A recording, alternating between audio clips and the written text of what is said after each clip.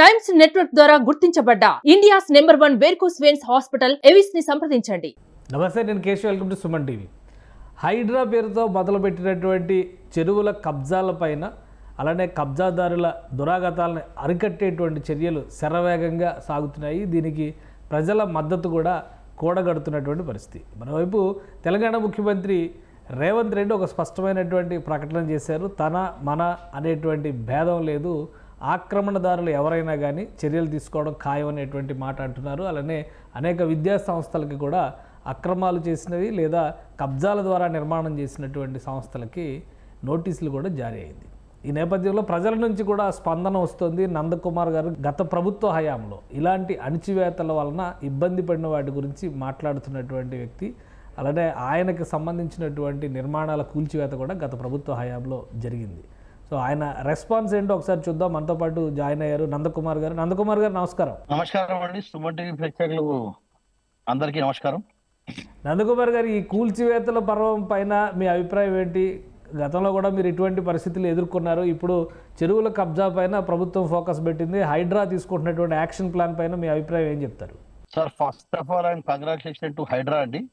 సరే, హైడ్రా అని ఎవరికి ఆలోచన వచ్చిందో కానీ చాలా మంచి ఆలోచన. బట్ దాన్ని ఎంతవరకు కొనసాగుతారనేది ఒక ఇంపార్టెంట్ క్వశ్చన్ అండి ఇక్కడ. ఎందుకంటే ఈ రోజు ఉన్న ప్రాపర్టీస్ మొత్తం అన్ని పొలిటికల్ అండ్ పెద్ద బడాబాబులే ఉన్నాయి. సో హైడ్రాని పరిరక్షించాలంటే దానికి గవర్నమెంట్ చాలా సపోర్ట్ కావాలి, మరి కోర్టు సపోర్ట్ కూడా కావాలి. ఎందుకంటే వీళ్ళు వెళ్ళి కోర్టుల్లోకి వెళ్ళి స్టేలు తెచ్చుకోవడము, కట్టేదేమో చెరువులలో కుంటల్లో మొత్తం నాలాల మీద కడతారు. తర్వాత వెళ్ళి కోర్టులలో వెళ్ళి అర్జెన్సీ అని చెప్పి ఏదో స్టే ఆర్డర్ తెచ్చుకోవడము, అలా 50 సంవత్సరాల నుంచి ఇలాగే నడుస్తుంది.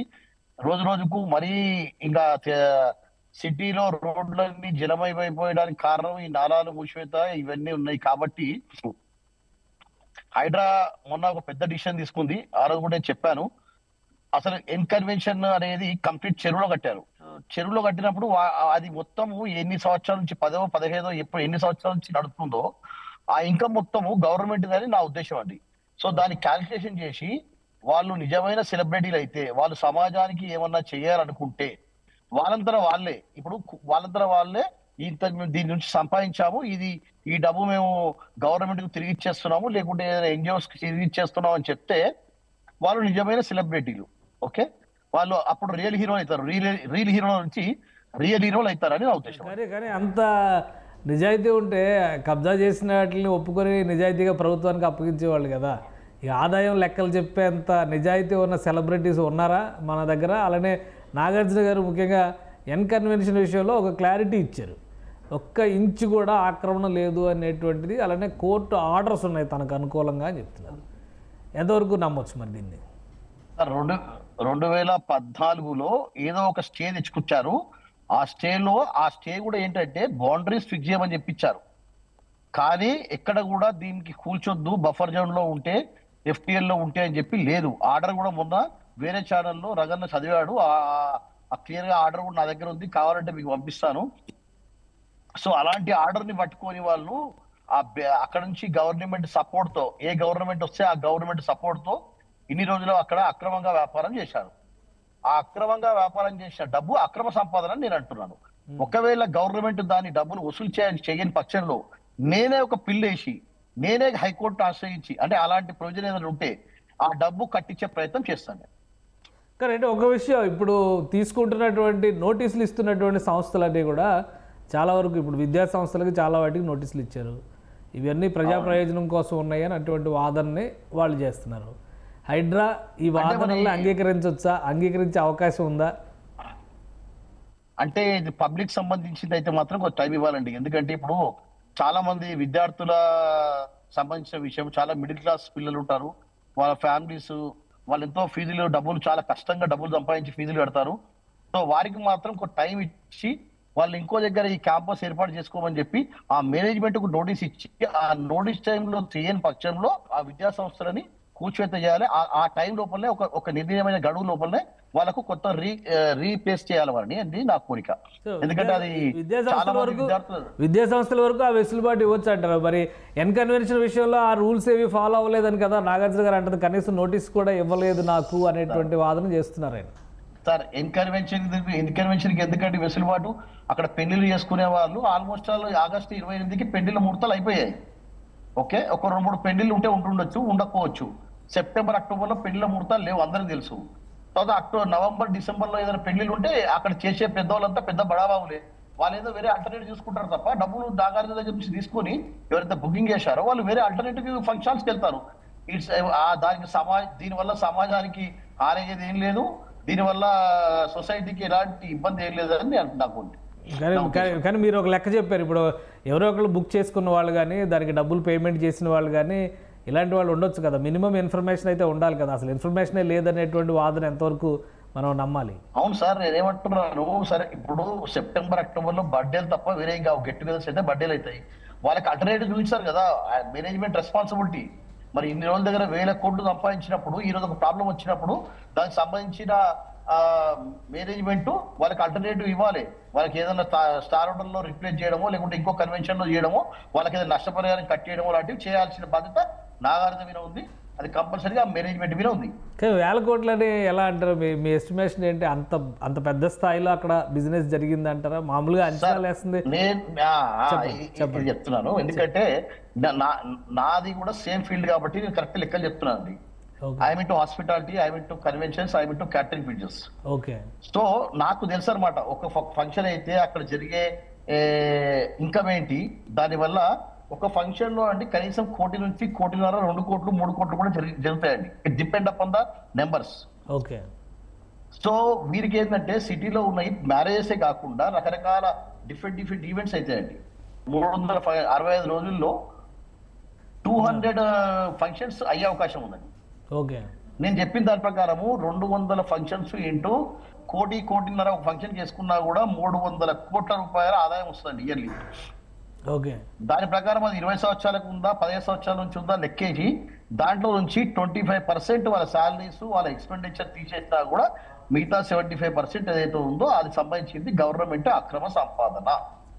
ఓకే, ఈ అక్రమ సంపాదన మీ అంచనా ప్రకారం ఏంటి? 1000 కోట్లు, ఎన్ని 1000 కోట్లు వెళ్ళి ఉంటుంది? ఉంటాయి సార్, ఎన్ని 1000 కోట్లు? 5,000 కోట్లు అని చెప్పాను. 4 నుంచి 5,000 కోట్ల ఇన్కమ్ అయింటది ఒకవేళ 20 సంవత్సరాలు అయితే, లేదంటే కొంచెం తక్కువ ఉంటుంది. సరే, అది 8,000 కోట్లు అనేది సమస్య అది కాదండి. వాళ్ళంతా వాళ్ళే పారదర్శకంగా వచ్చి 1,000 కోట్లు సంపాదిస్తే 1,000 కోట్లు డిక్లేర్ చేయమనండి. డిక్లేర్ చేసి ఆ డబ్బుని ఫస్ట్ తెలంగాణ గవర్నమెంట్ కు కట్టమని చెప్పండి. కడితే అప్పుడు వాళ్ళు నిజమైన పారదర్శకంగా వారికి ఏదన్నా ఏమంటారు, అది మన తెలంగాణలో ఇజ్జత్ ఏదైనా ఉంటే వాళ్ళకి ఏదన్నా ఎలాంటి మేము సెలబ్రేట్ చేసి మా ప్రతిష్ట ఉంది, మాకు అది ఉంది, ఇది ఉంది అనుకున్నప్పుడు వాళ్ళు కంపల్సరీగా వాళ్ళంతా వాళ్ళే వచ్చి ఆ డబ్బుని తెలంగాణ గవర్నమెంట్ వాటెవర్ డిక్లేర్ చేయమనండి. డిక్లేర్ కట్టాలి. లేని పక్షంలో గవర్నమెంట్ నుంచి డిమాండ్ ఏంటంటే కంపల్సరీగా ఆ డబ్బుని హైకోర్టుకి వెళ్ళి వాళ్ళని, ఎందుకంటే అది అక్రమ ప్రాపర్టీ అని చెప్పినప్పుడు మాత్రం కంపల్సరీ చేయాల్సింది. అది అక్రమ ప్రాపర్టీయా, అది నిజమైతే ఎందుకు కూల్చారు? ఇప్పుడు అది అక్రమ ప్రాపర్టీ కాదంటే కూల్చారు ఎందుకు? హైదరాబాద్ అక్రమ ప్రాపర్టీ అయినప్పుడు ఆ డబ్బే పడుతుంది. ఇది ఇంటర్లింక్ క్వశ్చన్ నాకు. సరే, లీగల్గా ప్రొవిజన్ ఉంటుందా? మీరు రైజ్ చేసినటువంటి పాయింట్ అక్రమ ప్రాపర్టీ కాబట్టి హైడ్రా కూర్చేసింది, అక్కడతో మ్యాటర్ క్లోజ్. కానీ మీరు చెప్తున్న దానికి ఎక్స్ప్లెనేషన్ ఉంది. దాని మీద వచ్చిన ఆదాయాన్ని కూడా తీసుకొచ్చి గవర్నమెంట్ లీగల్ ప్రొవిజన్స్ ఉన్నాయా ఆ విధంగా? అంటే 20 సంవత్సరాలు చేసింది అయ్యో పొరపాటుగా జరిగింది వదిలేయమని చెప్దామా? వదిలేద్దామని ఇంకా అంటే 15 సంవత్సరాలు చేశారా, 20 సంవత్సరాలు చేశారా, అది అక్రమ ప్రాపర్టీ అని కూల్చివేశారు కాబట్టి నేను చెప్తున్నా. అది అక్రమ ప్రాపర్టీ కాదని తెలిస్తే కట్టనవసరం. అక్రమ ప్రాపర్టీ అయితే ఆ డబ్బు మొత్తం తెలంగాణ ప్రజలది, తెలంగాణ గవర్నమెంట్ది. ఆ తెలంగాణ గవర్నమెంట్ కు తెలంగాణ ప్రజలకు ఇవ్వాలనేది నా డిమాండ్. సో 3.5 ఎకరాలు అక్రమం అంటున్నారు, 6.5 ఎకరాలు సక్రమం అంటున్నారు. మళ్ళీ ఈ ఆదాయంలో కూడా వాటాలు వేయాలంటారు. ఆదాయంలో వాటర్ లేదు సార్. 3.5 ఎకరాల్లో అసలైన కన్వెన్షన్ ఉంది చెరువులో. మనం అక్కడ వెళ్ళి పార్టీలో కూర్చున్నప్పుడు కంప్లీట్ చెరువులోనే కూర్చుంటుంది. అక్కడ డ్రింక్ పార్టీ జరిగేది, ఇంకెక్కడ ఏదైనా పార్టీ జరిగినప్పుడు కంప్లీట్ చెరువులోనే. అంటే చెరువు లోపల కన్వెన్షన్ కట్టి పార్కింగ్, సరే ఆయనది ఏదన్నా రియల్ గా మంచి ప్రాపర్టీ ఉందనుకుంటే అది పార్కింగ్ వాడారు. ఏదైతే యాక్చువల్ ఫంక్షన్ జరిగిందో ఆ ఫంక్షన్ జరిగిన ప్లేస్ మొత్తము కంప్లీట్ గా అక్రమ ప్రాపర్టీ. సో అక్కడి నుంచి వచ్చే సొమ్ము మొత్తం అది it belongs to Telangana government. సరే, ఇన్ని సంవత్సరాల నుంచి గవర్నమెంట్ మేనేజ్ చేసుకుంటూ వాళ్ళతో ఏదో ఇంకా రకరకాలుగా ఉంటాయి కదండి గవర్నమెంట్ కి సంబంధించిన. ఇక ఏ గవర్నమెంట్ కి ఏముందో తెలియదు. పెద్దవాళ్ళని డిన్నర్లకు పిలుచుకుంటూ, ఈ సీఎం డిన్నర్ పిలుచుకుంటూ, ఆ సీఎం డిన్నర్. లాస్ట్ టైం కూడా మీకు గుర్తుంటే కేసీఆర్ హయాంలో ఆల్రెడీ మొత్తం డోజర్లు వెళ్ళి రిటర్న్ ఎందుకు వచ్చాయండి? కూల్చడానికి వెళ్ళిన డోజర్లు రిటర్న్ ఎందుకు వచ్చాయండి? మీరు కూడా ఒక రకంగా బాధితుడని చెప్పాల్సి వస్తుందేమో. గతంలో మీ హోటల్ కూల్చివేత విషయంలో కూడా ఇలాంటి సంఘటనలే జరిగినాయి. దానికి దీనికి తేడా ఏంటి సార్? దానికి దీనికి తేడా ఏంటంటే అది ఇల్లీగల్ ప్రాపర్టీ డిస్మెంటల్ చేశారు, నాది లీగల్ ప్రాపర్టీ డిస్మెంటల్ చేశారు. ఇదే అక్కినే నాగార్జున గారి బావ లేకుంటే బామ్మతో సమ్ రిలేషన్ ఉంది, వాళ్ళ సిస్టర్ వీళ్ళకి ఇచ్చారు కాబట్టి వారు నా యొక్క ప్రాపర్టీని అన్ని లీగల్ గా నేను 2014లో అక్కడ హోటల్ పెట్టానండి. 14లో హోటల్ పెడితే 18 వరకు మేము మంచిగానే రిలీజ్ ఇచ్చేవాళ్ళం. తర్వాత వాళ్ళు అమ్ముతారని చెప్పి మాకు అగ్రిమెంట్ చేశాడు సురేష్ బాబు గారు అండ్ వెంకటేష్ గారు. అగ్రిమెంట్ చేసిన తర్వాత డబ్బులు ఎక్కువ వస్తున్నాయని చెప్పి వేరే వాళ్ళకి అమ్మడము. ఆ వేరే వాళ్ళకి అమ్మిన తర్వాత నేను కోర్టుకి వెళ్ళి ఆర్డర్ తీసుకొచ్చిన తర్వాత కోర్టులో కేసు నడుస్తుంది.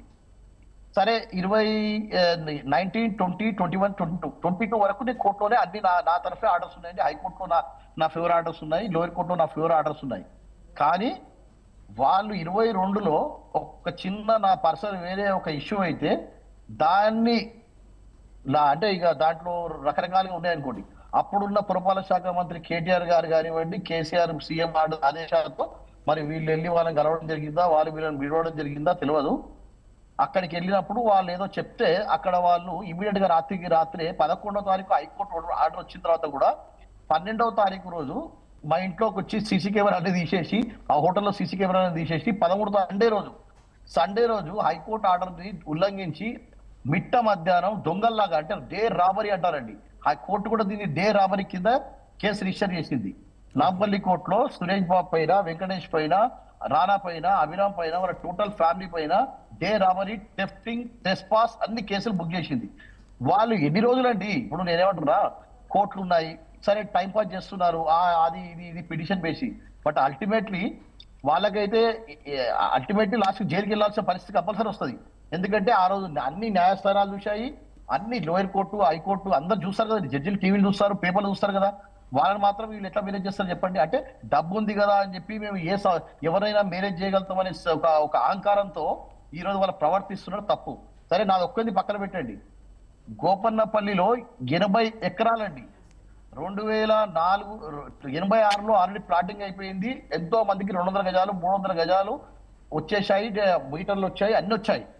అలాంటి దాంట్లో సేమ్ 2004లో మరలా వీళ్ళు ప్రాపర్టీ కొనుక్కొని అక్కడ రంగనాయక సొసైటీ ఏదో ఉందండి, ఆ సొసైటీలో ఉన్న ఒక 2-3 వేల మంది ప్లాట్ ఓనర్స్ ది ఆక్రమంగా సేమ్ ఇదేనండి నా స్టోరీ. అక్కడ కూడా 2022లో జనవరిలో నాకంటే ముందు సేమ్ జిహెచ్ఎంసీ అధికారులు రావడము, కూల్చడము, తర్వాత సాయంత్రం వచ్చి బౌన్సర్లను పెట్టుకొని మొత్తం ఆక్రమించడము. సో నేనేమంటున్నా అంటే రేవంత్ అన్న గారికి ఒకటే నా రిక్వెస్ట్ సార్, లాస్ట్ గవర్నమెంట్ లో ఈ బడా బాబులకు దొంగలు ఊరు వంచుకున్నట్టుగా బడా బాబులకు సపోర్ట్ చేసింది గవర్నమెంట్. సో మీరు ఈ రోజు హైడ్రా వల్ల మీకు ఒక మంచి పేరు వచ్చింది. నా విషయంలో ఎందుకు పోలీసు వాళ్ళు కేసు రిజిస్టర్ చేయట్లేదు, వాళ్ళు ఎందుకు అరెస్ట్ చేయట్లేదు? ఈ రోజు నా డిమాండ్ అంతే, ఇంకేం లేదు. మీ ఇష్యూలో మీరు వేరే కేసుల్లో కూడా ఉన్నారు కాబట్టి, మీ ప్రాపర్టీ అక్రమం అనేటువంటి రిపోర్ట్స్ వచ్చినాయి కాబట్టి అప్పుడు ప్రభుత్వం నిర్ణయం తీసుకుంది అనేది అప్పుడు అధికారులు చెప్పినటువంటి వర్షన్. ఇప్పుడు దానికి భిన్నంగా ఉన్నాయంటే దానికి సఫిషియెంట్ ఎవిడెన్స్ దగ్గర ఉన్నాయా? నా దగ్గర మొత్తం అన్ని పేపర్స్ ఉన్నాయండి. వాళ్ళని ఒక్కసారి సార్ నేను ఒక 50 సార్లు మీడియా ముందుకు వచ్చాను సార్. వాళ్ళకు మొహం ఉందా మీడియా ముందుకు రావడానికి?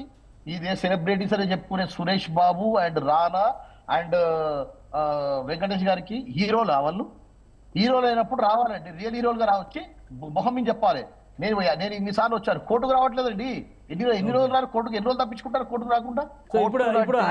ఇప్పుడు హైడ్రా ఆక్రమణలకి సంబంధించి కంప్లైంట్ ఇచ్చిన వెంటనే రియాక్ట్ అవుతుంది, రెస్పాండ్ అవుతుంది అని హైడ్రా కమిషనర్ రంగనాథ్ గారు చాలా స్పష్టంగా చెప్పారు.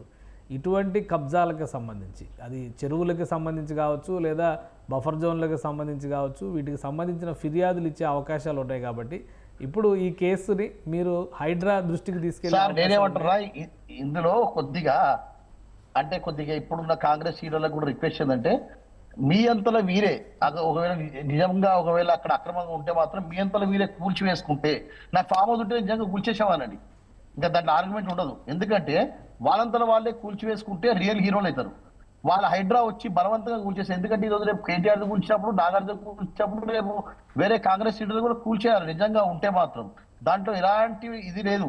కాబట్టి నా రిక్వెస్ట్ ఏంటంటే ఎందుకంటే కాంగ్రెస్ పరిపాలిస్తుంది కాబట్టి కాంగ్రెస్ వాళ్ళు ఇలాంటి తప్పు చేయకుండా వేరే వాళ్ళని బ్లేమ్ చేసే ముందు మనం సర్కంగా ఉంటే వేరే వాళ్ళని బ్లేమ్ చేయడానికి ఈజీగా ఉంటుంది. కాబట్టి అప్పటి కాలంలో ఉన్న పురపాలక శాఖ మంత్రి కేటీఆర్ ఆయంలోనే పురపాలక శాఖ మంత్రి జిహెచ్ఎంసీ కమిషన్ కి ఆర్డర్ ఇచ్చినందుకు నా ప్రాపర్టీ కూల్చేశారండి. అది అందరికి తెలిసిన విషయమే. కానీ ఈ రోజు ఏం జరిగిందో తెలియదు. వీళ్ళు సెలబ్రిటీలుగా ఉండి వెళ్ళి ఏ గవర్నమెంట్ వస్తే ఆ గవర్నమెంట్ 65 సంవత్సరాల్లో ఇంతవరకు ఒక్క రోజు కూడా మీకు చెప్పండి, ఒక్క రోజున వెంకటేష్ గారు వెళ్ళి ఏమన్నా కలిశారా అండి? ఏసీ ఏమన్నా కలిశారా? పొలిటికల్ చాలా దూరం ఉంటారు ఆయన, క్రికెట్ కు చాలా దగ్గర ఉంటారు. సో నేను కేసు పెట్టినప్పుడు నాంపల్లి కేసు కోర్టులో నాకు కేసు ఇచ్చినప్పుడు నేను ఇంకొక జనవరిలో వాళ్ళు డిస్మెంటల్ చేసి వేరే వాళ్ళకి ఇస్తున్నారని చెప్పినప్పుడు నేను డీజీపీ గారిని అండ్ కమిషనర్ గారిని కలిసి ఇంకో కంప్లైంట్ చేయడం జరిగింది. అప్పుడు ఇమీడియట్ గా వాళ్ళు అన్నదమ్ముళ్ళు పరిగెత్తుకుని వెళ్ళి రేవంత్ అన్నని కలిసి వాళ్ళు ఏం మాట్లాడుకున్నారో తెలియదు. వాళ్ళకున్న ఇన్ఫ్లుయెన్స్ తో వాళ్ళకున్న దాంతో 5 నిమిషాల వాళ్ళకి అపాయింట్మెంట్ దొరుకుతుంది. కానీ నేను ఏమంటున్నా అంటే రేవంత్ అన్న ఇంటాడు అన్ని, కానీ వాళ్ళకు 100% ఎలాంటి సహాయం చేయడం. ఎందుకంటే ఒక్కటి కాదండి, వాళ్ళకు 80 ఎకరాల్లో గోపనపల్లి ఇష్యూ ఉంది. ఇక్కడే సేమ్ కానామెట్లో 36 ఎకరాల్లో అప్పుడు రాఘవేందర్ రావు గారిది అండ్ వెంకటేష్ గారిది 26 ఎకరాల్లో 27 ఎకరాల్లో అక్రమమైన అది కూడా దాన్ని కూడా సింగిల్ బెంచ్ ఉంటే డబుల్ బెంచ్కి వెళ్ళి అప్పుడున్న గవర్నమెంట్ తో చేసుకున్నారు. సో ఇలాంటివి ఎన్నో ఉన్నాయి. కాబట్టి దయ ఉంచి రేవంత్ అన్నకు నా రిక్వెస్ట్ ఏంటంటే ఇసంటి వాళ్ళతో కలిసి మీకు ఉన్న మంచి క్లీన్ ఇమేజ్ ని చెడగొట్టుకోవద్దని నా request. Right thank you Nandakumar గారు మీ అభిప్రాయాన్ని తెలియజేసినందుకు. ఇది బఫర్ జోన్లో ఉన్నటువంటి నిర్మాణాల్లో ఒకవేళ అక్రమార్జనలు కనుక ఉంటే ఖచ్చితంగా దాన్ని ప్రభుత్వానికి కట్టాల్సినటువంటి అవసరం ఉంది. ఆ విధంగా అవసరమైతే న్యాయస్థానాలు కూడా ఆశ్రయిస్తారని నందకుమార్ అంటున్నారు. అలానే చాలా చోట్ల సెలబ్రిటీస్ తమ పలుకుబడిని ఉపయోగించి కబ్జాలు చేసినటువంటి స్థలాలు కూడా ఉన్నాయి. వీటిపైన రేవంత్ సర్కార్ దృష్టి పెట్టాలని విజ్ఞప్తి చేస్తున్నారు. ఇది స్పెషల్ డిస్కషన్. Keep watching.